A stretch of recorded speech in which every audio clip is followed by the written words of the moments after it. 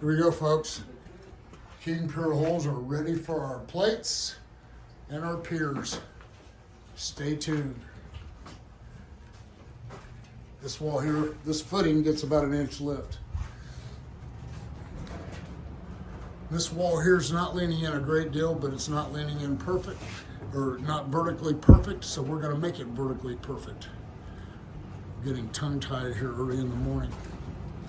But I'm just so impressed with the way my guys are relentless at keeping the job site clean.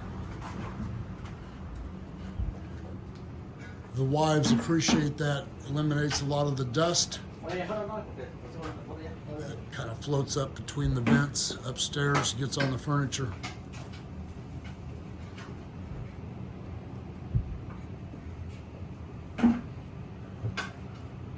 One last hole, and we'll be ready to raise these footings back to their correct level elevation. At the stop sign, turn right onto 63rd Terrace, then turn left onto Woodson Road. Not now. All right, everyone, kingpiers.com, 816-521-8915. Give us a call. Our estimates are free.